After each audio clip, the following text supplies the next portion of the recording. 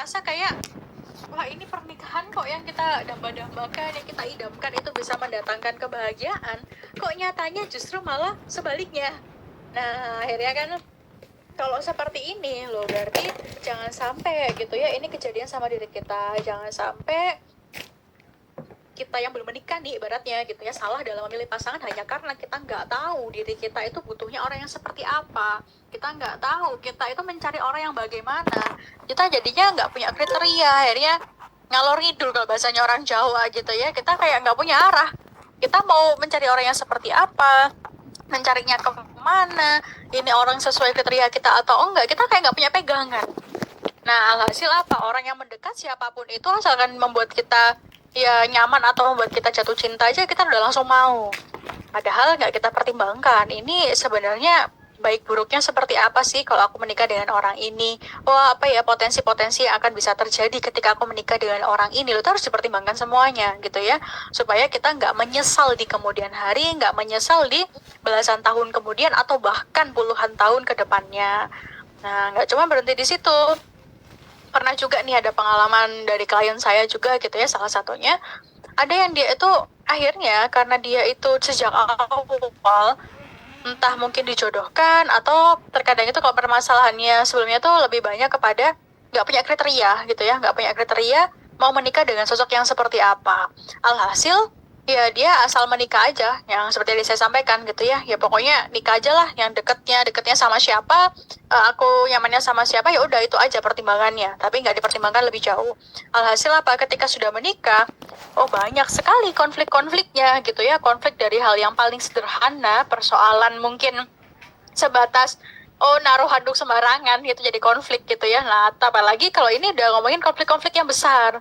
Konflik-konflik misalkan kalau dalam hal ini ya, kasus klien saya itu menjumpai, oh ternyata pasanganku itu adalah orang yang pemalas, orang yang nggak mau kerja keras untuk rumah tangga.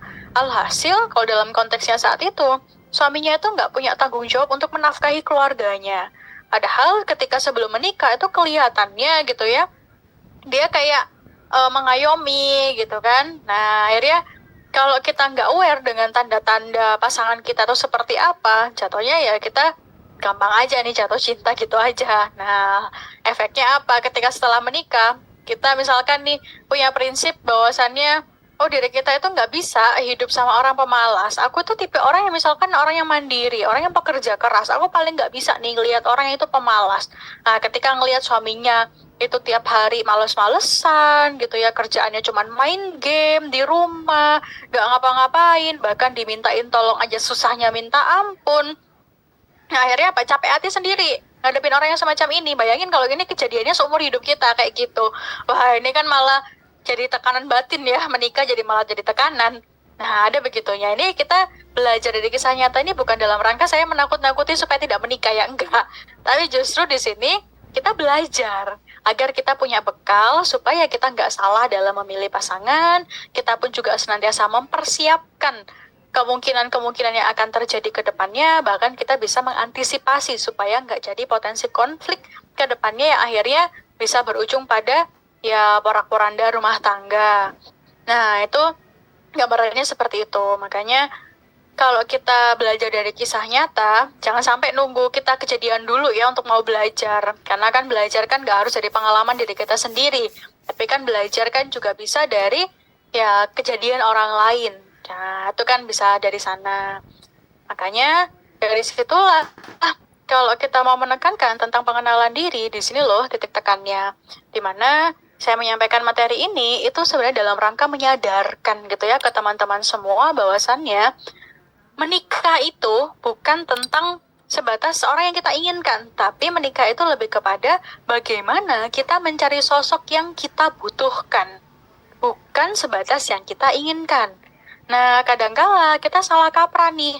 Kita cuma sebatas memahami bahwasannya, oh iya, aku pokoknya pengen yang dia wajahnya kayak artis Korea gitu ya, yang dia gantengnya kayak siapa gitu ya, mungkin yang suka Korea tuh tahu gitu ya, yang siapa misalkan. Nah atau mungkin yang kayak di artis Indonesia wajahnya mirip-mirip lah 11-12, nah, minimal dia ekonominya mapan, wajahnya good looking, enak dibawa kondangan gitu ya, tapi kita nggak mempertimbangkan aspek yang selainnya.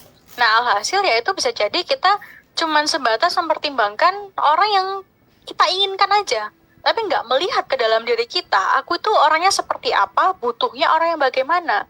Nah, akhirnya apa? Ketika kita cuma melihat keinginannya aja, otomatis di sanalah kadangkala ketika menikah kita baru sadar, oh iya ya ternyata aku bukan butuh orang yang seperti ini. Bukan orang seperti ini yang sejatinya aku butuhkan. Nah, ini loh, jangan sampai kita kejebak dengan keinginan dan kebutuhan. Karena yang namanya pernikahan, bagaimana kita belajar untuk mencari sosok yang benar-benar sesuai dengan apa yang kita butuhkan, bukan yang kita inginkan.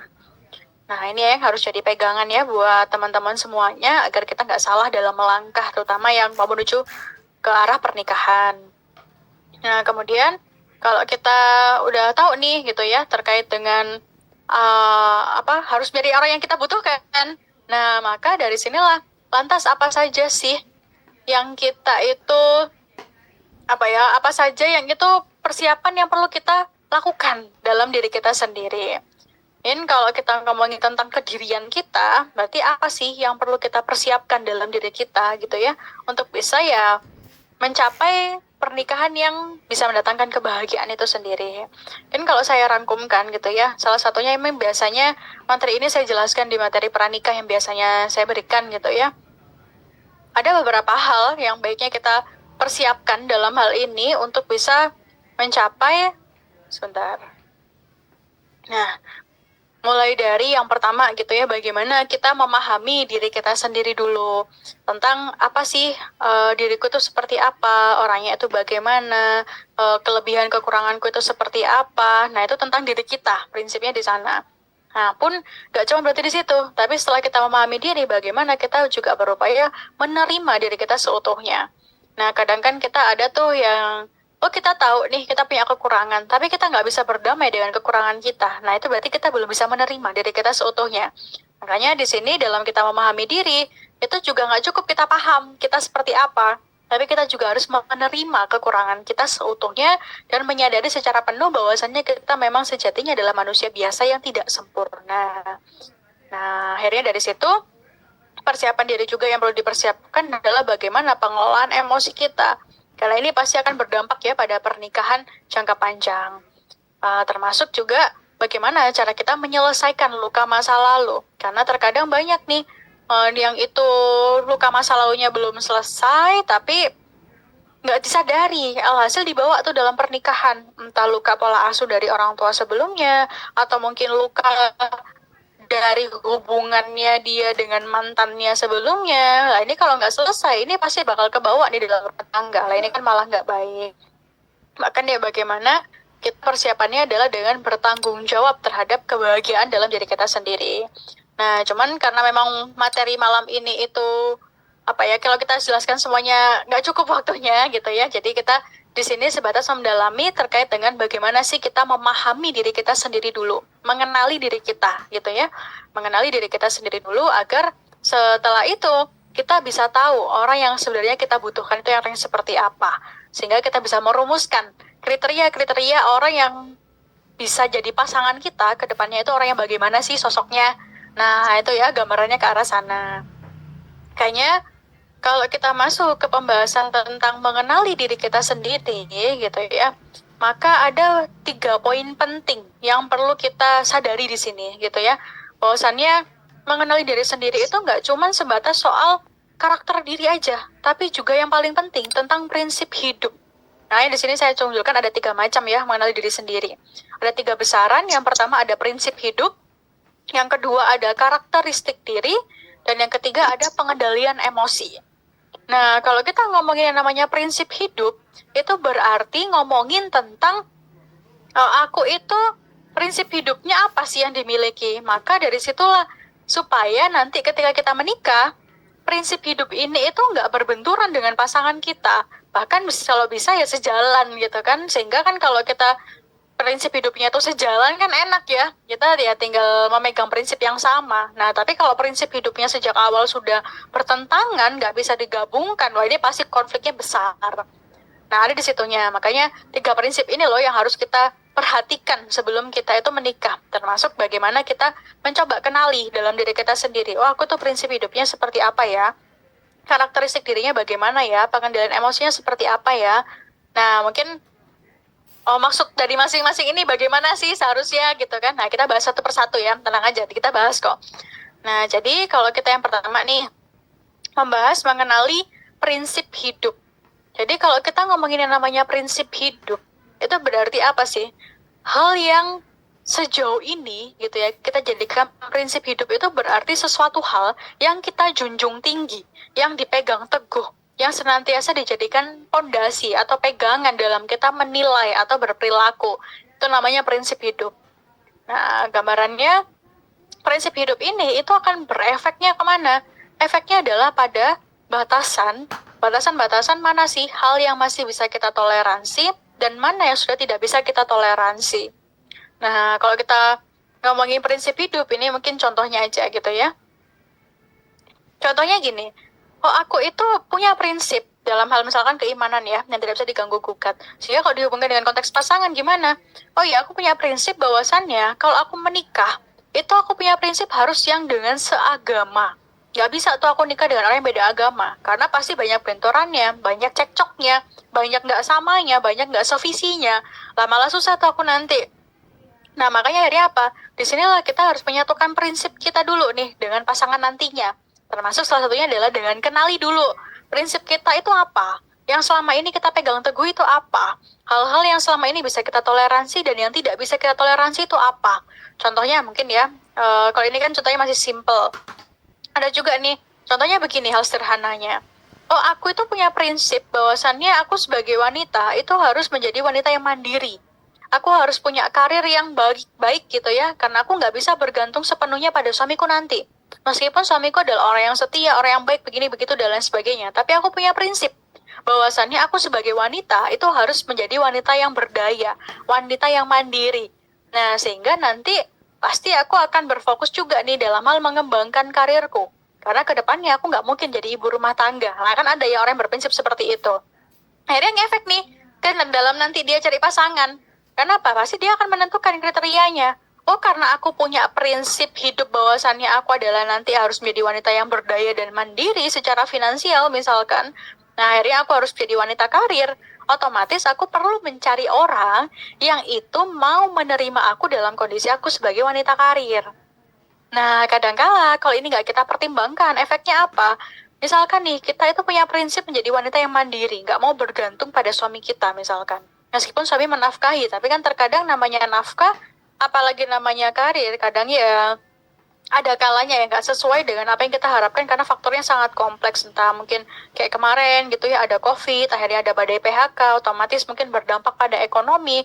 Nah, kalau kita hanya bergantung pada pasangan kita, otomatis ini pasti ngefek nih ke rumah tangga. Nah, akhirnya kalau misalkan ada orang yang dia itu nggak mempertimbangkan prinsip hidupnya yang semacam ini, efeknya apa? Ya dia akan menikah dengan, ya pokoknya yang buat dia nyaman aja gitu kan. Tapi setelah itu, ketika suaminya itu tiba-tiba minta dia resign untuk full jadi ibu rumah tangga, dia kolaps tuh di sana.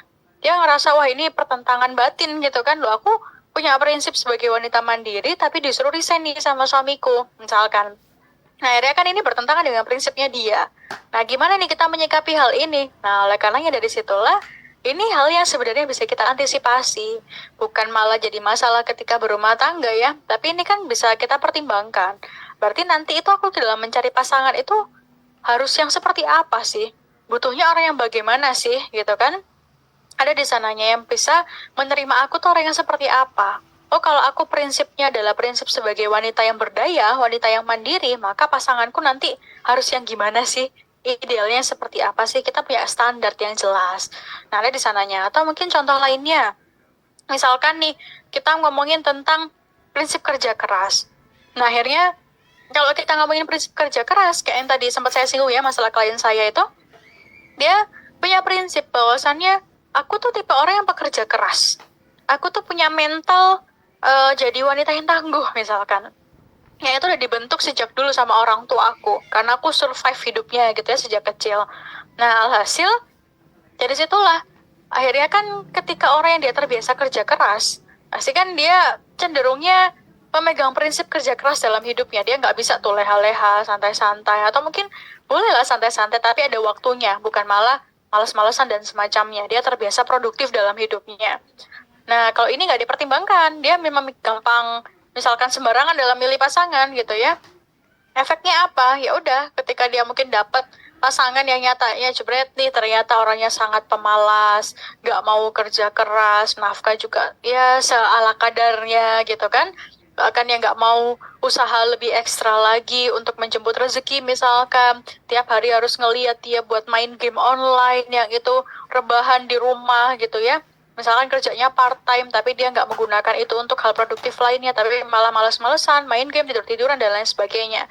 Loh itu kan kalau membuat kita nggak nyaman, kita nggak mentoleransi hal itu jadi siksaan tersendiri dalam jangka panjang. Nah, gambarannya begitu. Makanya dari sinilah bagaimana pentingnya kita itu mengenali prinsip hidup kita itu apa. Termasuk misalkan contohnya lagi gitu ya, prinsip idealisme spiritual. Maksudnya gimana? Jadi misalkan contohnya begini, saya pribadi punya prinsip idealisme bahwasannya, oh pasanganku nanti itu harus bisa menjalani prinsip yang sama seperti aku. Apa itu? Bagaimana ya kita mengoptimalkan waktu hidup kita, tenaga kita, sumber daya apapun yang kita miliki untuk bisa bermanfaat bagi masyarakat luas. Dengan cara apa ya? Dengan cara menjalani profesi karir kita misalkan. Nah, dari sini nih misalkan ketika dari situlah aku akhirnya ya membuat kriteria bahwasannya oh pasanganku nantinya itu harus punya idealisme yang sama, yang mau untuk sama-sama ya diajak kerjasama, kolaborasi dalam suka dan duka agar kita ya bisa membuat karya-karya besar di masyarakat nantinya, memberikan banyak kebermanfaatan gitu ya buat masyarakat di luar sana. Nah, salah satunya mungkin dengan pembelajaran ini gitu kan. Nah, akhirnya apa? Di situ akan yang efek. Nah, akhirnya kalau ini udah kita pertimbangkan sejak awal, ya akhirnya kita dalam mencari pasangan pun, ya kita udah punya instrumen untuk mempertanyakan hal-hal yang tentang prinsip hidup tadi. Oh, prinsipnya dia sama nggak? Oh, kalau misalkan prinsip hidupnya dia sama nih sama kita, oh berarti kita bisa satu jalan, kita bisa satu visi gitu ya. Akhirnya potensi-potensi konflik itu lebih terminimalisir. Bukan berarti nggak ada ya, ada, tapi bisa lebih terminimalisir, lebih bisa terhandle dengan baik, bahkan ya dari situ lebih bisa ya satu jalan sama-sama saling mengingatkan satu sama lain. Nah, itu loh gambarannya seperti itu. Makanya prinsip hidup ini yang seringkali jadi potensi konflik dalam pernikahan. Dan kalau kita itu nggak kenal prinsip hidup kita seperti apa, kita jadinya asal-asalan dalam mempertimbangkan kriteria pasangan. Jadi kita bisa jadi salah langkah dalam mengambil ya pasangan kita seperti apa. Nah, baru sadarnya setelah menikah loh, ini kan ya terlambat gitu kan. Nah, makanya di sini buat teman-teman karena ini materinya tujuannya dalam pranikah gitu ya, bagaimana di sini kita belajar supaya ya bagaimana kita bisa memilah, bisa mengenali, oh aku tuh orangnya seperti apa sih, bentar aku tuh prinsipnya orang yang punya prinsip yang seperti apa sih yang itu nggak bisa aku ganggu gugat, apa sih yang itu nggak bisa aku toleransi, mana sih hal-hal yang bisa aku toleransi. Nah, ini harus dikenali dulu gitu ya. Gambarannya begitu kalau kita mengenal tentang prinsip hidup. Nah, akhirnya teknisnya gimana cara kita mengenali prinsip hidup kita? Nah, pertama, bisa dengan melakukan perenungan diri kita sendiri. Makanya sebelum menikah itu ada baiknya kita mengenali dalam diri kita sendiri. Merenung gitu ya, perbanyak merenung gitu ya. Nah, merenung itu bukan melamun ya. Kalau melamun pikiran kosong. Tapi kalau merenung itu kita benar-benar berdialektika dengan diri kita sendiri. Dengan mengenali prinsip itu, prinsip dalam hidup kita selama ini tuh apa sih gitu kan. Nah, itu begitu. Yang kedua, kita juga bisa mengamati lewat biografi perjalanan hidup. Jadi kayak kita runtutkan nih perjalanan hidup kita selama ini tuh lika-likunya sampai yang seperti apa, pengalaman-pengalaman yang berkesan dalam hidup kita tuh bagaimana, dan akhirnya dari sana kan biasanya pengalaman-pengalaman berkesan atau mungkin pengalaman buruk ya, itu akan menghasilkan yang namanya prinsip hidup. Kayak misalkan contohnya, dulunya aku pernah punya pengalaman nih diselingkuhi, contohnya ya. Akhirnya apa? Dari situ aku punya prinsip. Gimana pun juga aku harus mendapatkan pasangan yang itu bisa menjaga kesetiaan. Yang itu akhirnya ya potensi mengkhianatinya itu jauh lebih rendah dibandingkan orang yang memang sudah punya dari riwayat misalkan untuk gampang berselingkuh. Nah, ini kan jadi prinsip hidup tuh. Dari pengalaman buruk diselingkuhi, memunculkan prinsip hidup bahwasannya aku dalam mencari pasangan, aku harus mencari pasangan yang setia. Nggak boleh ada perselingkuhan di antara kita. Nah, ini kan jadi pengamatan juga ya dalam diri kita sendiri, perjalanan hidup kita. pengalaman yang baik maupun pengalaman buruk, melahirkan prinsip apa sih dalam hidup kita selama ini. Itu coba dikenali gitu ya dalam diri kita sendiri. Ya memang pasti butuh waktu ya ini. Nah, yang ketiga, kita juga bisa meminta pendapat dari orang-orang terdekat diri kita. Orang lain itu kan kadang itu bukan orang yang sembarangan ya, tapi ini lebih kepada orang terdekat. Orang terdekat itu artinya apa? Orang yang sering berinteraksi dengan kita, yang paham diri kita tuh seperti apa, yang banyak tahu tentang diri kita. Nah, itu bisa kita mintai pendapat. Jadi nggak sembarang orang ya, tiba-tiba misalkan kita baru kenal, kita tanya pendapat mereka tentang, aku tuh orangnya seperti apa sih, ya nggak paham mereka. Nah, makanya di sini kita meminta pendapatnya adalah kepada orang terdekat, entah itu anggota keluarga, entah itu kakak atau adik ya, atau saudara, atau bahkan misalkan nih sahabat kita, itu juga boleh gitu ya. Yang pada prinsipnya itu nggak cuman kita jadikan satu data, tapi bagaimana tiga hal ini, tiga hasil dari perenungan, pengamatan terhadap biografi perjalanan hidup, dan meminta pendapat orang, itu semua kita analisa, kita ini seperti apa sih. Karena pijakannya nggak cuma sekedar, oh ini aku minta pendapat orang. Oh menurut orang, aku tuh prinsipnya seperti ini. Nggak sama dengan begitu juga. Tapi bagaimana kita linearkan, kita sinkronkan dengan pengamatan dari dalam diri kita sendiri. Begitu ya gambarannya kalau terkait dengan prinsip hidup. Nah, kemudian yang kedua, kita mengenali tentang karakteristik diri. Kalau kita berbicara tentang karakter itu apa sih? Mungkin karakter itu dikenalnya sebagai persona. Itu artinya tentang kedirian kita atau bahkan refleks-refleks kita dalam berperilaku. Itu kan namanya karakter ya. Nah, mungkin kalau gambarannya gampangannya ya seperti ini. Aku itu orangnya introvert atau extrovert sih. Nah, ini kan ngomongin karakter ya. Aku tuh orangnya penyabar atau sebenarnya aku tuh orangnya temperamen ya. Nah, kadang kan kita merasa diri kita sabar, tapi sebenarnya jadi kita temperamen. Nah, ini loh harus ada pengamatan gitu kan dalam diri kita sendiri. Aku tuh orangnya seperti apa, terutama dalam hal manajemen emosional dalam diri kita. Nah, makanya akhirnya dari situ nggak cuma sebatas ngomongin karakter itu aja, tapi gimana sih caraku selama ini, misalkan refleks-refleksku dalam pemecahan masalah. Apakah aku tuh tipe orang yang fight, ataukah justru aku tuh tipe orang yang flight? Nah, kalau kita ngomongin tipe karakter yang fight, berarti kan dia refleksnya tiap kali ada permasalahan, itu mau maju, menyelesaikan masalah. Nah, tapi kalau kita ngomongin flight, berarti kan ngomongin, ya udah kita lari dari masalah. Kita lari dari masalah, kita nggak mau menghadapi masalah, ya udah kita bodo amat dengan masalah. Pokoknya refleksnya ya udah lari aja. Mungkin kalau contoh karakter ini tuh pernah saya jumpai juga ya dari permasalahan klien yang pernah saya tangani. Jadi dia itu punya suami yang tiap kali kalau ada masalah, itu nggak pernah mau membahas masalah, tapi refleksnya adalah lari pulang ke rumah orang tuanya. Nah, akhirnya tiap kali diajak pembicaraan membahas masalah, nggak ketemu tuh. Mesti refleksnya lari, kalau gitu ngancem tuh ke istrinya. Ngancem kalau misalkan, kalau kamu kayak gitu, aku pergi dari rumah. Kalau kamu kayak gitu, nanti aku ceraikan. Nah, kadang ada refleks-refleks seperti itu, kan sebenarnya kan refleks-refleks pengalihan masalah ya. Refleks-refleks lari dari masalah. Kalau misalkan refleksnya adalah lari dari masalah, lah ini ya pasti otomatis efeknya jangka panjang. Ya dia akan mudah untuk ya tiap ada masalah, tiap kali masalah sederhana bahkan itu nggak pernah mau dibahas, selalu mengalihkan. Nah itu ada begitunya. Makanya kita juga harus sadar dalam diri kita tuh orangnya seperti apa ketika dihadapi masalah. Kita ini refleksnya cenderung menghadapi, meskipun nggak enak ya, meskipun gejolak luar biasa dalam diri kita terjadi, tapi kita tetap hadapi. Ataukah justru kita misalkan nih punya refleksnya malah flight selama ini, kita refleksnya selalu lari dari masalah, nggak pernah mau menghadapi, nggak pernah mau membahas, nggak pernah mau mencari solusi dari masalah yang kita hadapi gitu kan. Nah ini kita karakternya seperti apa, ini kita harus juga sadar ya dalam diri kita sendiri. Nah contohnya lain, kita ini orangnya seperti apa sih, teliti atau yang teledor. Nah kadang kan ada ya tipe orang yang mungkin dia teliti banget gitu, jadi sampai hal-hal kecil aja itu diteliti. Ada juga nih orang yang teledor, dia gampang ninggalin barang-barangnya sembarangan. Kalau dalam konteks pernikahan tuh misalkan nih biasanya laki-laki gitu ya, misalkan kunci motor naruhnya sembarangan, setelah itu lupa, atau bahkan naruh HP bisa jatuh di jalan karena memang biasa teledor naruhnya di saku gitu ya, bahkan sakunya itu nggak tertutup rapat, tapi ya udah gampang jatuh. Itu juga ada juga nih orang yang dia tuh pelupa. yang dia gampang ninggalin barangnya sembarangan gitu ya, jadi apa-apa itu susah untuk nyari barangnya, itu kan juga ada karakter yang semacam itu. Nah makanya nih kita coba telaah, aku tuh orangnya seperti apa sih, karakterku tuh gimana sih gitu kan.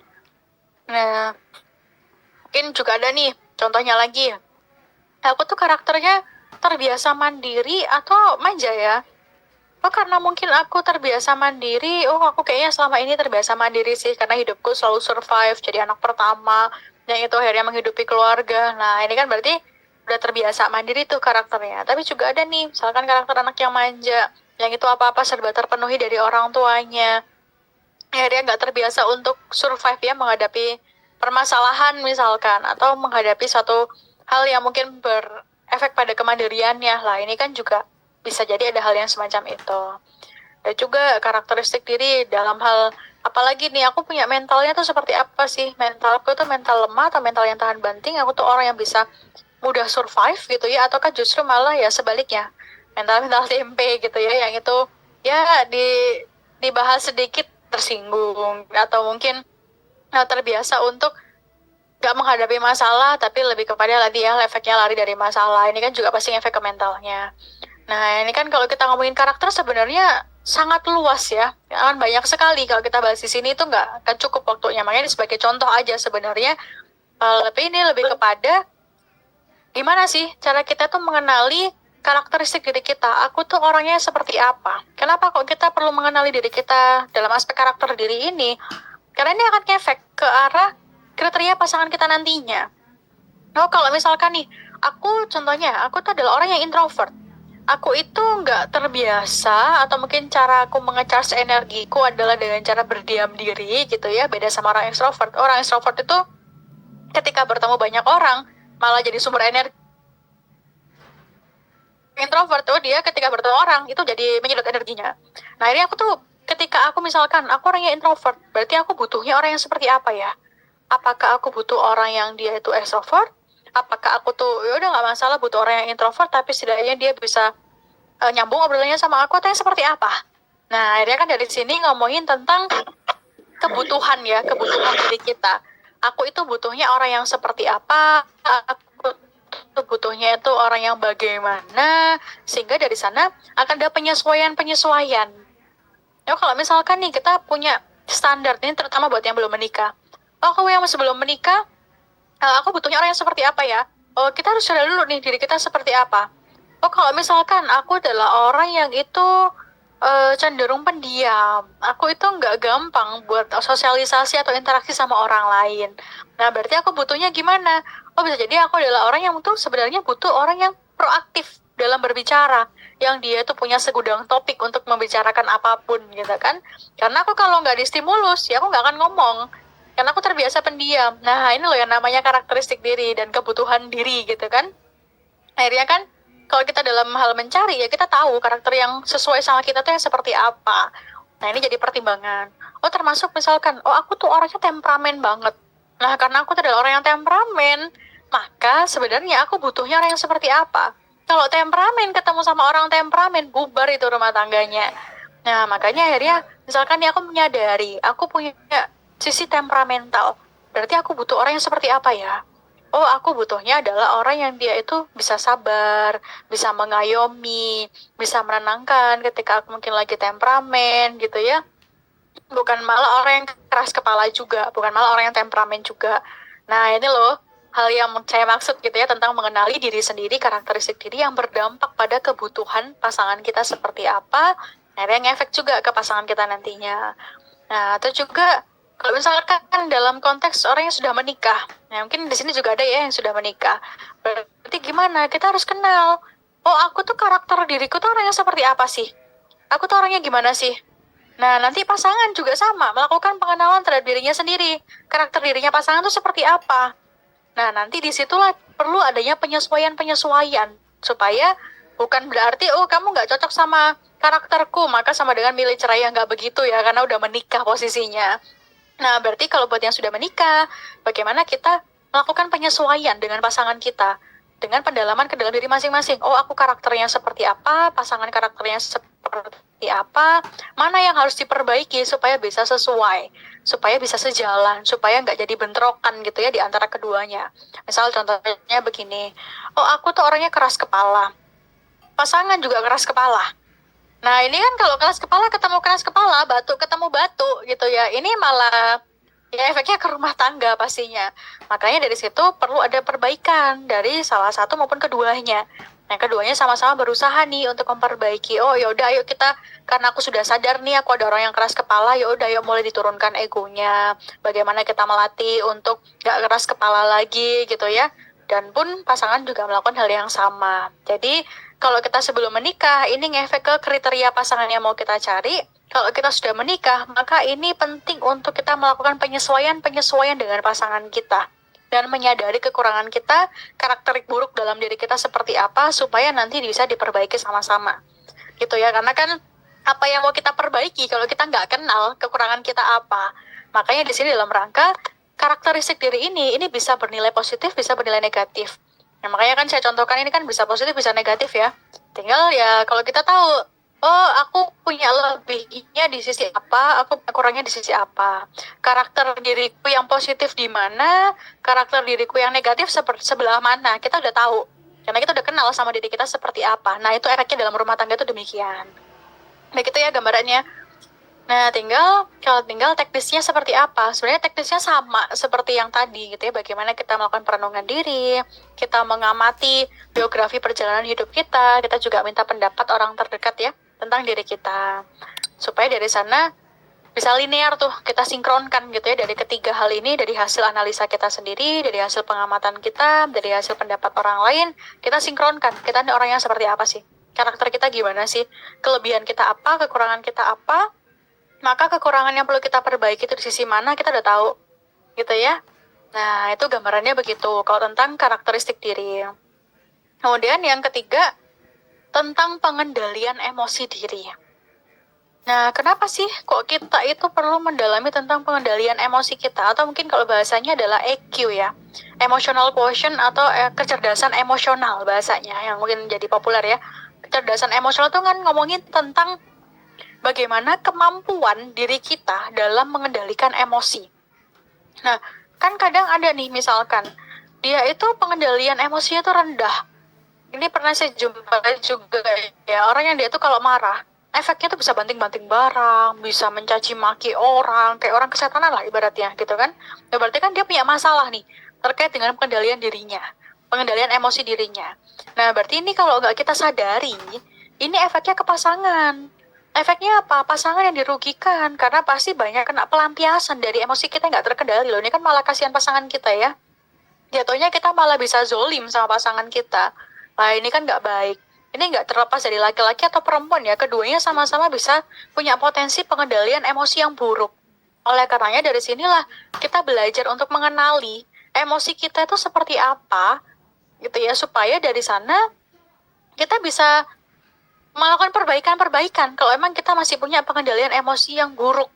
Nah, gambarannya di situ. Mulai dari misalkan, gimana sih kita itu ketika lagi emosi, aku tuh kalau lagi sedih gimana ya? Aku biasanya kalau marah itu ngapain ya? Aku kalau kecewa tuh seperti apa ya?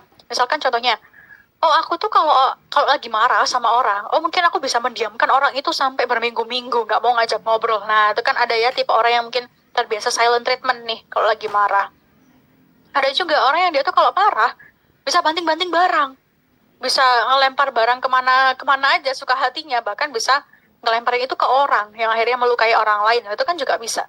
Nah, ini kita juga harus sadar supaya kita kenal, oh aku tuh punya kekurangan ya ternyata di aspek pengendalian emosiku. Berarti kan sebelum menikah lebih baik kita selesaikan dulu nih masalah emosi kita. Jangan sampai setelah menikah kita malah belum punya pengendalian emosi yang baik, jatuhnya pasangan kita yang malah banyak tersakiti gara-gara kelakuan kita. Loh, itu kan malah nggak baik gitu ya.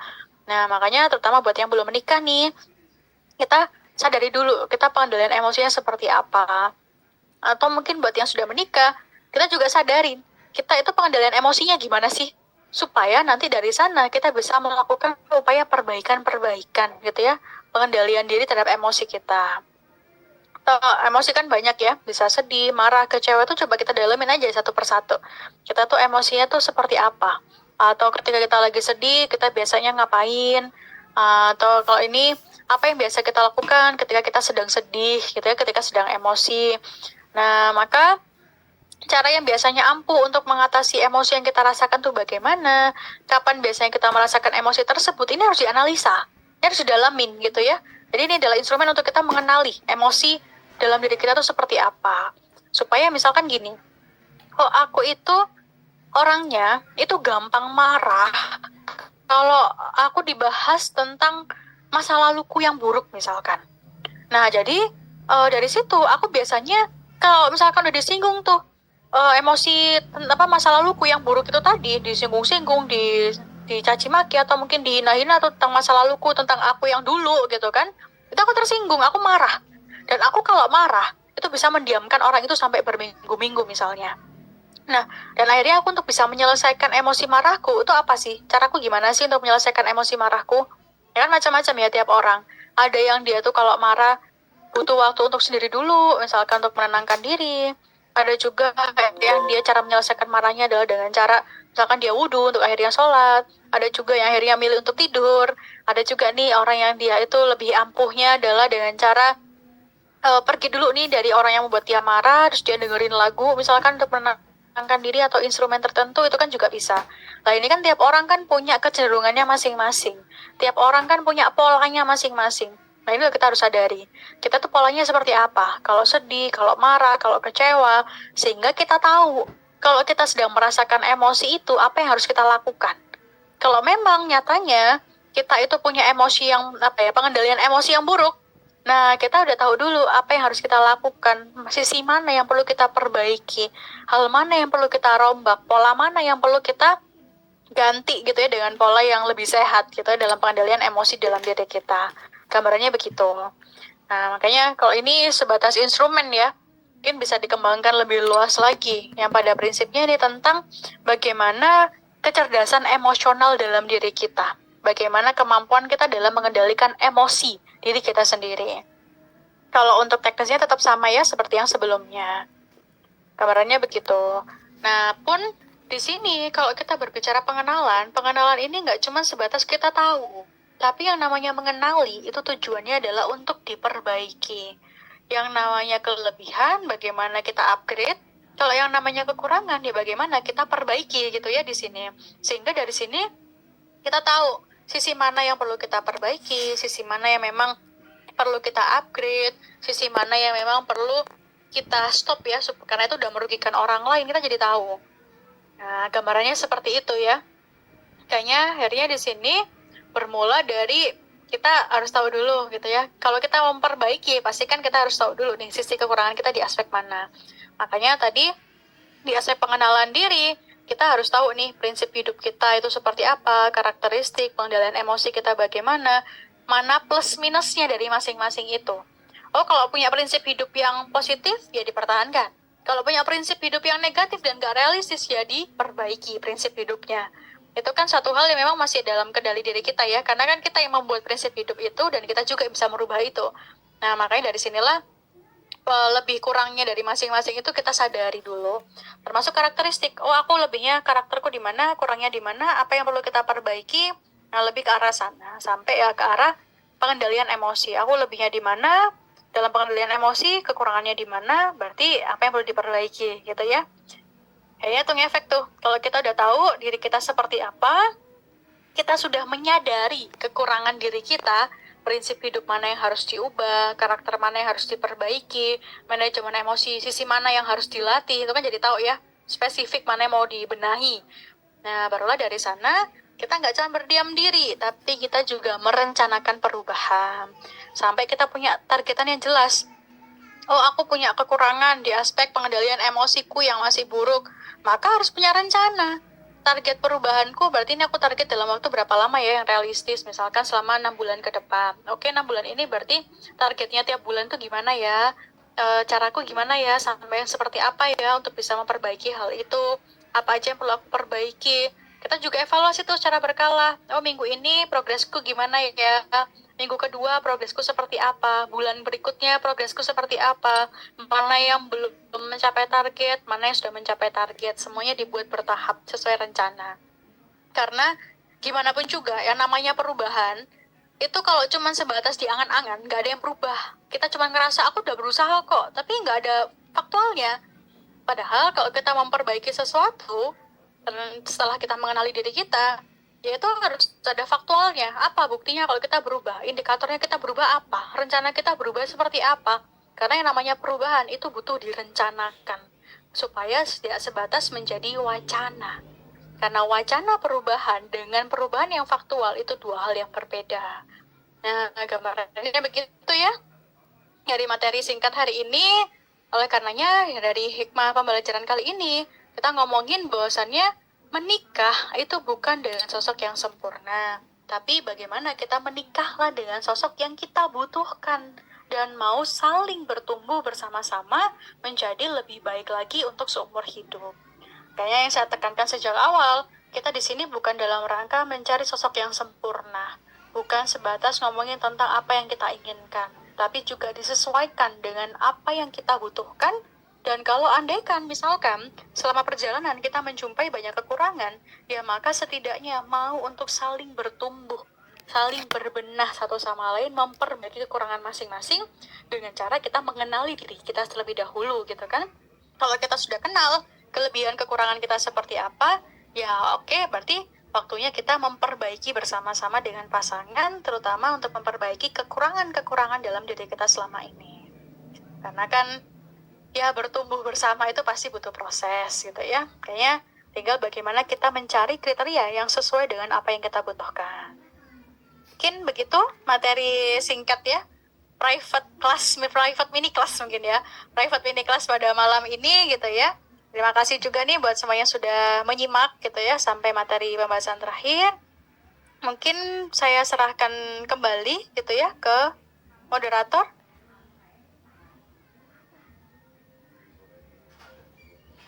Halo Mbak, Alhamdulillah Iya. sudah selesai materinya. Sudah, Alhamdulillah sudah cukup. Nah Mbak Alfia, sebelum kita masuk ke sesi tanya jawab Q&A ya, Oke. ini aku mau mensoundingkan kalau di tanggal 23 September ada beauty workshop by SR12 di Legun Avenue Mall. Biayanya cuma 60.000 aja loh.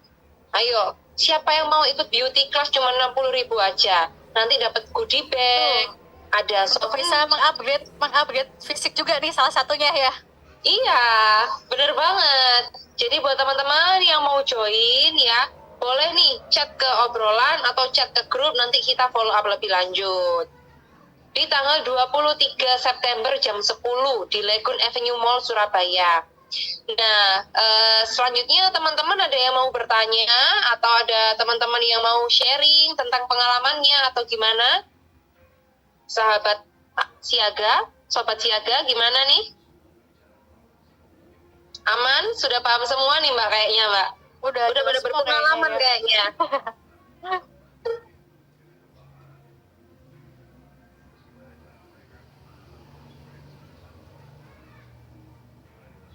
Ayo teman-teman ada yang mau bertanya nggak? Kalau aku kayaknya nggak bertanya Mbak, karena Mbak Alfia kalau nyampaikan materi itu enak banget. Jadi pahamnya tuh nggak cuma masuk ke telinga kanan keluar telinga kiri ya. Ini udah masuk ke empedu, ginjal, paru-paru semua sudah masuk belum Mbak? Udah terngiang-ngiang kayaknya ya. Terngiang-ngiang. Atau jangan-jangan pada mikirin nih, oh berarti siapa ya orang yang cocok sama aku nantinya ya. Ini pada merenung jodohnya masing-masing kayaknya. Ngelamunnya kejauhan. Nah oke, dan teman-teman kita kasih waktu 5 menit ya. Kita kasih waktu 5 menit ya Mbak ya. Oke, boleh.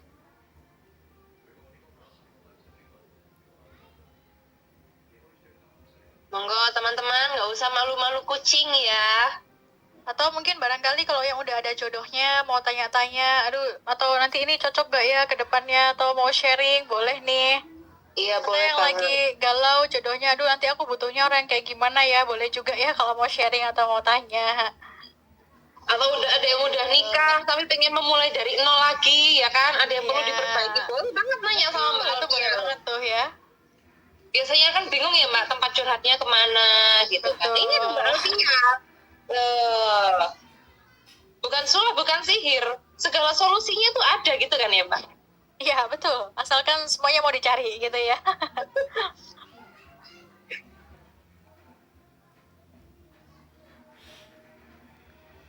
Tuh kayaknya udah pada jelas nih materinya.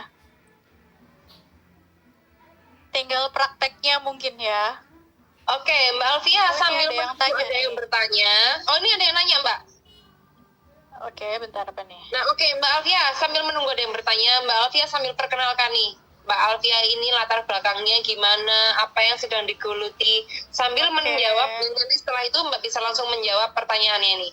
Oke, Boleh siap. tidak jika kita menentukan kriteria pasangan bukan dari perspektif internal, kebutuhan diri seperti yang disampaikan, namun dari perspektif keinginan diri. Monggo Mbak Alfia, perkenalkan Oke, baik. dirinya sambil jawab pertanyaannya. Oke, baik. Mungkin kalau perkenalan diri itu ya tadi di awal belum sempet ya, barangkali ada yang belum kenal nih gitu kan. Jadi kalau mungkin di sini nama saya Alfia Trikopder ya gitu ya, tapi bisa dipanggil Alfia atau mungkin Rifkon juga boleh gitu, bebas sih sebenarnya panggilnya apa aja. Nah, soalnya di sini memang selaku konselor pernikahan Islami ya. Biasanya emang saya di sini di dua tempat untuk konsultasi biasanya, mulai dari Samawa Consulting atau di layanan curhat Islami. Mungkin teman-teman di sini ada yang kenal Samawa, ada yang kenal curhat Islami gitu, itu sama, yaitu keduanya juga saya ibaratnya jadi konselornya di sana. Dan alhamdulillahnya juga nih selama ini juga udah dipercaya ya dari ya sekitar berapa tahun inilah dipercaya, alhamdulillahnya sampai sekitar ya 1.850 orang ya yang itu sudah pernah berkonsultasi dengan saya gitu dari berbagai wilayah dimanapun di Indonesia terutama ya, ada juga sih yang di luar negeri, cuman kebanyakan emang di Indonesia. Nah di sini ya dari berbagai macam pengalaman yang pernah saya dapatkan, gak cuma dari diri saya aja tapi juga dari klien-klien ya yang pernah saya tangani, ribuan orang yang selainnya.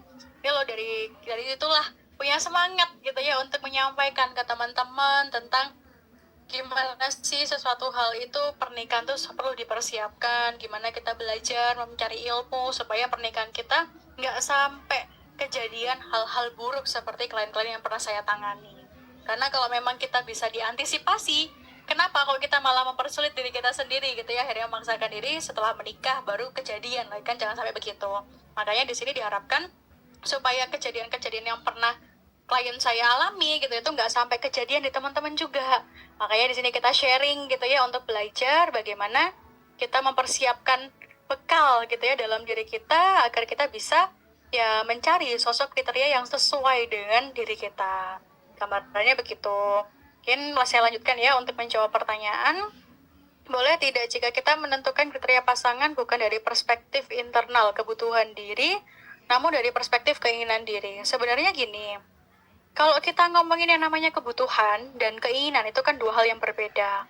Kalau kita ngomongin kebutuhan itu kan berarti berangkat dari aku ini orangnya seperti apa, kekurangan tuh gimana, berarti aku butuhnya orang yang seperti apa. Kalau kita ngomongin keinginan diri berarti kan itu aspek tambahan gitu ya. Misalkan kita ngomongin tentang aku pengen orangnya yang ganteng, aku pengen dia yang kulitnya putih, aku pengen dia yang tingginya begini, aku pengen dia yang bisa main gitar misalkan, loh itu kan berarti suatu keinginan. Makanya kan kalau di sini keinginan itu ibaratnya levelnya sudah di atasnya kebutuhan. Kayak udah keinginan ya udah kita sebenarnya ini nggak masuk kebutuhan. Aku nggak butuh ke orang yang ganteng gitu sebenarnya, itu kan keinginan ya. Kan kalau kita ngomongin kebutuhan kan berarti aku misalkan orangnya pemalas, berarti aku butuh orang yang seperti apa, itu kan ngomongin kebutuhan. Tapi kan kalau kita ngomongin keinginan berarti kan ngomongin tentang oh berarti aku tuh pengennya orang yang seperti apa ya. Loh kalau kita seperti itu boleh tidak boleh, tapi jangan sampai kita mengabaikan kebutuhan kita, karena itu yang utama. Karena kalau misalkan oh aku pengennya yang ganteng kayak artis Korea, lo ya boleh gitu kan, asalkan itu realistis misalkan. Nah tinggal jangan sampai kita malah menutup diri dari kebutuhan kita, karena kan sebagaimana yang tadi saya sampaikan gitu kan, kalau kita cuman melihatnya dari perspektif keinginan aja, bukan kebutuhan dan keinginan gitu ya, efeknya apa? Ya kita bisa mendatangkan penyesalan di kemudian hari. Mendatangkan penyesalan itu dalam artian oh ternyata setelah menikah bukan ini ya sosok yang aku butuhkan, bukan ini ya orang yang sesuai dengan apa yang mungkin kekurangan diriku, bukan ini ya orang yang bisa melengkapi aku. Nah itu kan ada begitunya. Makanya kalau dalam hal ini kita kalau ngomongin lebih baik, boleh enggaknya ya boleh, tapi kan kembali lagi itu ada resikonya. Tapi kan kalau kita ngomongin mana yang lebih baik, lebih baik kita pertimbangkan ya dari dua hal itu. Dari yang namanya kebutuhan dan juga ada keinginan. Keinginan itu sebagai tambahan, aspek kebutuhan itu kita jadikan primernya, utamanya. Supaya dari sana pernikahan itu nggak cuman bertahan jangka pendek, tapi juga jangka panjang. Agar nanti setelah menikah, membawa penyesalan di kemudian hari gitu ya, tapi memang benar-benar ya bisa mendatangkan kebahagiaan, porsi kebahagiaannya lebih besar dibandingkan dengan kedukaannya. Memang dalam pernikahan itu akan selalu ada suka dan duka, tapi bukan berarti kita malah mengabaikan sesuatu hal yang sebenarnya kita antisipasi sejak awal. Nah, gambarannya begitu. Makanya singkatnya adalah keinginan boleh, tapi akan lebih baik ketika kita mempertimbangkan kebutuhan dan keinginan. Karena kebutuhan yang utama, keinginan itu tambahannya, gitu ya, sebagai aspek pelengkapnya. Gambarannya begitu ya. Mungkin kalau siapa ini? Intan ya? Begitu. Mungkin siapa nih? Nah, ini ada pertanyaan yang kedua nih, Mbak. Dari Nan Hardiana. Materinya bagus banget. Ya, harusnya kalau bagus ajak temennya belajar bareng gitu loh. Materinya bagus banget sampai bingung mau nanya apa. Paling saya mau nanya nih Mbak, kalau EQ kan saya udah pernah tes tuh beberapa tahun dulu, tapi udah lupa sih hasilnya gimana. Nah, kalau saya mau mengenali diri saya yang sekarang, apakah sebaiknya saya perlu tes lagi, atau EQ itu akan cenderung sama gitu meski sudah beberapa tahun berlalu? Monggo Mbak Alvia. Oke, baik, siap. Mungkin gini ya, kalau kita ngomongin yang namanya EQ, berarti kan ngomongin kemampuan kecerdasan emosional kita. Nah, kita perlu sadari bahwasannya manusia itu kan organisme yang berkembang ya. Kita kan hidup ini kan terus berkembang. Dengan adanya berbagai macam pengalaman hidup, dengan adanya berbagai macam dinamika yang kita alamin, otomatis kan kemampuan kita dalam mengendalikan emosi itu akan terus meningkat, bahkan bisa jadi berbeda gitu ya dari yang sebelumnya. Tapi juga ada sih orang yang dia tuh bukan malah meningkat tapi lebih buruk juga ada. Makanya kan karena memang sejatinya manusia itu dinamis, bisa berubah jadi lebih baik, tapi juga bisa berubah jadi lebih buruk. Nah, pun sama halnya dengan kemampuan manajemen emosional atau kecerdasan emosional itu sendiri. Itu bisa berkembang jadi lebih baik, tapi juga bisa sebaliknya. Faktornya sangat kompleks tentunya gitu kan. Nah, makanya kalau misalkan nih, aku dulu pernah tes EQ gitu ya, oh hasilnya begini. Apakah aku perlu tes lagi untuk sekarang? Itu kalau yang terkait dengan yang lalu, berarti kan itu hasilnya adalah data untuk masa lalu gitu ya. Ibaratnya misalkan nih, aku pernah tes tahun 2015, berarti kan itu mewakili kondisiku di tahun 2015. Tapi kalau misalkan tahun ini udah 2023, maka ini kan ada perkembangan yang udah sekian tahun ya. Mulai dinamika yang kita alami, pengalaman hidup yang kita lalui, ini kan semua pasti berdampak pada kemampuan kita dalam meregulasi emosi. Nah, sehingga dari situlah kita ada baiknya bagaimana kita mencoba untuk mengenali diri kita saat ini gitu ya. Oh, yang dulu cukup dijadikan data tambahan. Tapi kita melihat kondisi kita sekarang gimana. Oh, mungkin sekarang kalau tesnya bebas sebenarnya ya, boleh tes lagi misalkan di psikolog atau semacamnya, atau mungkin juga bisa lihat pengamatan diri kita sendiri. Karena kan sebenarnya kalau kita ngomongin tes-tes di luar, itu kan sebatas mengenali kita dari luar ya, yang pasti juga ada keterbatasannya. Jadi kalau kita ngomongin akurasi, ya tes di luar itu memang potensi bisa membantu kita. Tapi kalau kita ngomongin akurasi yang lebih baik, yang lebih tepat, yang lebih tervalidasi, itu juga bergantung dari kita sendiri. Nah, makanya akhirnya bagaimana cara kita mengenali diri kita, termasuk kemampuan kita dalam meregulasi emosi itu gitu ya. Nah, itu loh yang perlu kita coba kenali lagi. Karena emang tiap tahun kita berkembang, tiap bulan pun juga pengalaman hidup kita selalu ada, sehingga kemampuan kita dalam regulasi emosi tentu juga berbeda. Makanya kan kalau kita ngomongin mengenali diri, sejatinya mengenali diri itu nggak ada habisnya. Mengenali diri itu bukan butuh seumur hidup ya, karena emang manusia itu selalu berkembang. Makanya kadang kalau misalkan nih kita ketemu sama orang, kamu kan tahun apa, misalkan nih teman SMP kita, Loh, kamu kan kalau dulu waktu SMP, kamu orang yang gampang marah itu kan, kalau diledekin dikit aja udah langsung ngebanting barang kan, gitu kan. Tapi kita ketemunya dia lagi nih di tahun sekarang 2023 misalkan, dengan berbagai macam pengalaman hidup yang dia temui gitu, yang dia alami. Ternyata kita jumpai dia sekarang itu orangnya sabar banget gitu ya. Orangnya sabar banget, nggak pernah kasar lagi kayak dulu yang kita kenal, nggak pernah kayak berkata kasar lagi misalkan kayak dulu kok yang kita kenal. Nah ini loh namanya manusia yang berkembang gitu kan. Sehingga dari sana pun sama halnya dengan diri kita mengenali orang lain aja bisa jadi berubah dalam hitungan kurun waktu tertentu, apalagi diri kita. Kita pun juga pasti ada perubahan, hanya saja yang benar-benar paham perubahan dalam diri kita seperti apa, itu dari kita sendiri. Sehingga data tentang EQ kita masa lalu itu cukup dijadikan data tambahan, tapi kita juga perlu mengenali diri kita saat ini gitu ya. Bahkan baiknya secara kontinu kita berusaha mengenali terus-menerus diri kita, supaya dari sana kita tahu kita ini sebenarnya melangkah maju, melakukan perbaikan, ataukah sejatinya kita sedang mundur ke belakang. Kita bukan malah berkembang jadi lebih baik, atau jangan-jangan kita semakin kita kenali ternyata selama ini kita malah mundur ke belakang. Kita nggak malah berbenah, kita malah ya terjerumus dengan masa lalu kita misalnya. Nah itu gambarannya begitu ya. Tahu gambar nggak ya maksudnya? Atau mungkin dari Nina Hardiana ada tanggapan juga boleh nih? Atau udah cukup jelas? Gimana Mbak?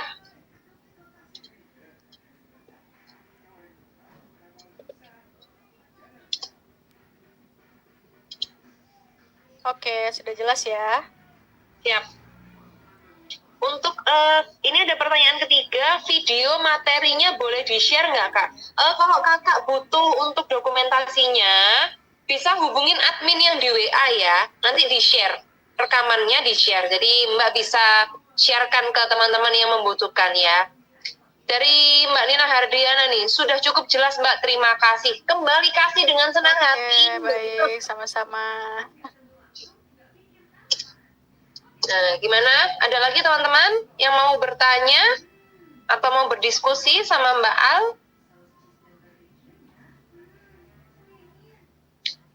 Apa masih boleh bertanya? Boleh, Mbak Intan, monggo. Mau bertanya sama Mbak Al atau mau bertanya sama aku?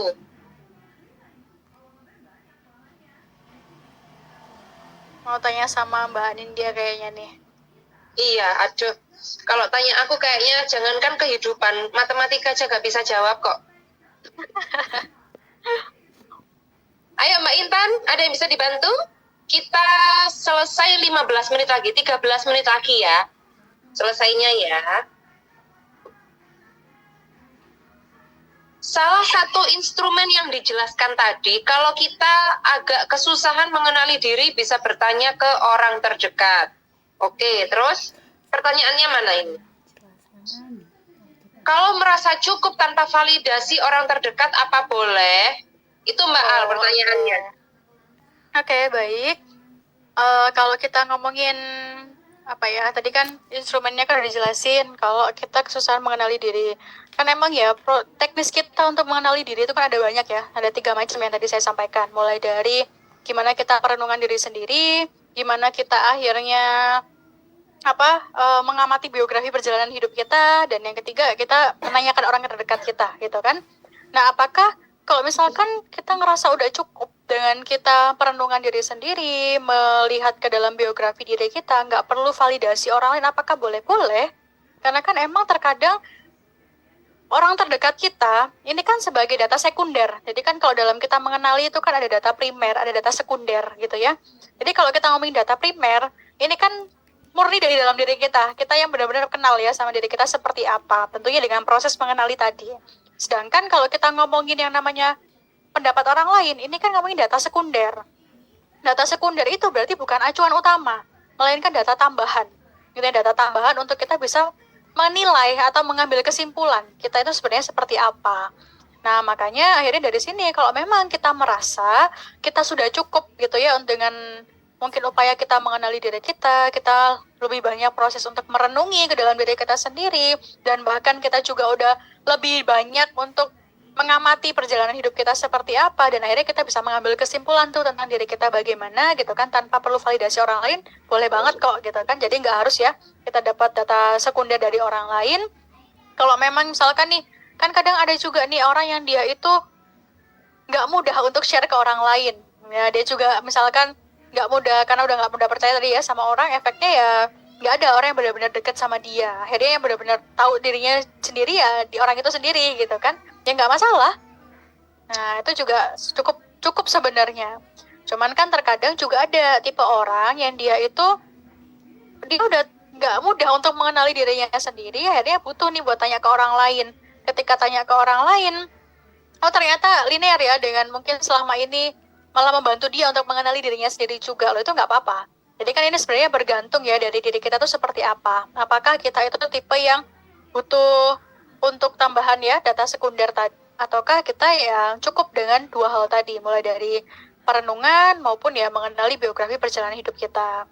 Nah itu ya kedua-duanya sama-sama baik, tapi akan lebih optimal sebenarnya ketika kita ya dari dua hal itu, dari ketiga hal itu, dari tiga-tiganya itu sebagai data pelengkap aja sebenarnya. Tapi kalau satu sama dua aja tentang perenungan diri sendiri aja ya nggak masalah, itu juga boleh kok kalau dirasa sudah cukup. Begitu mungkin untuk Intan ya.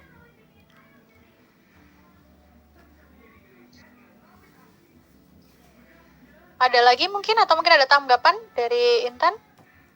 Oke, makasih ya, sama-sama.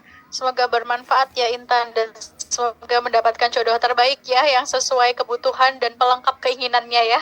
Asalkan keinginannya tetap baik ya, nggak yang nyeleneh. Begitu.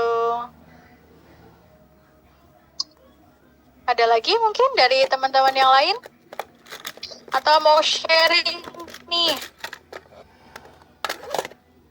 Makasih Kak, dari Intan Maulidia. Dari Kak Intan Maulidia. Iya, sama-sama. Nah, oke Mbak, ini kita sudah mendekat.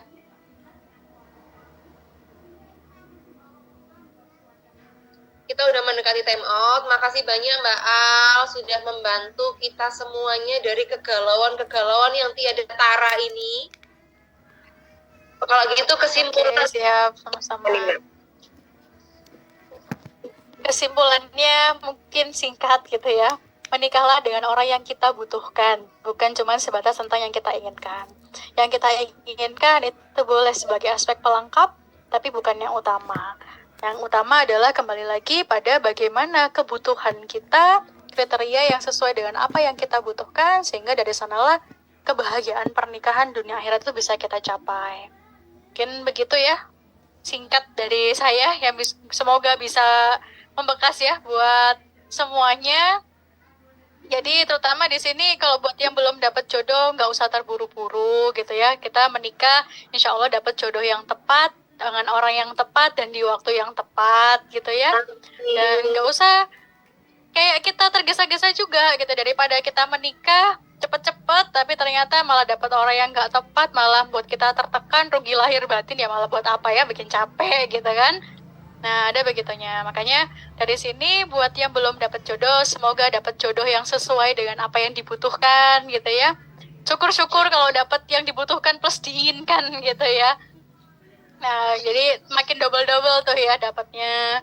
Mungkin kalau yang sudah menikah ya semoga bisa menyesuaikan kembali dengan pasangannya agar sama-sama bisa berbenah, bertumbuh jadi pribadi yang lebih baik lagi.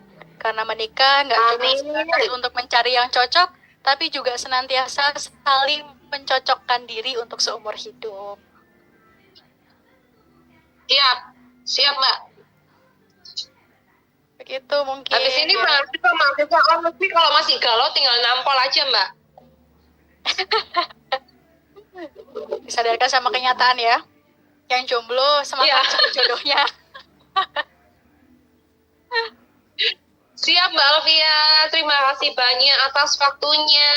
Makasih banyak buat sharing ilmunya. Jangan kapok-kapok ya Mbak, sehat selalu, dilancarkan semuanya. Siap. Amin. Sehat selalu juga buat teman-teman yang udah gabung hari ini. Terima kasih atas waktunya. Terima kasih atas ketersediaannya sudah mau membuka diri. Jadi menerima banyak ilmu yang baru. Oke, kita tutup, kita akhiri. Wassalamualaikum warahmatullahi wabarakatuh. Oh, foto dulu kita. Kita foto dulu ternyata. Oke, foto dulu. Sudah? Siapa yang mencekrekan? Ikut. Oke. Iso pergi. Mana nih open cam dong semuanya biar bisa lihat nih wajahnya teman-teman semua di sini. Yang cantik-cantik, ganteng-ganteng. Ada yang ganteng Iya, kan nih di sini? cantik-cantik Oh ya, ada ternyata. yang laki ya. Cantik-cantik ternyata loh. Gitu kok tidak ditampakkan. Kalau kecantikannya tidak ditampakkan, bagaimana itu nanti kumbang-kumbangnya datang menghinggap? Oke, sudah. 1, 2, 3.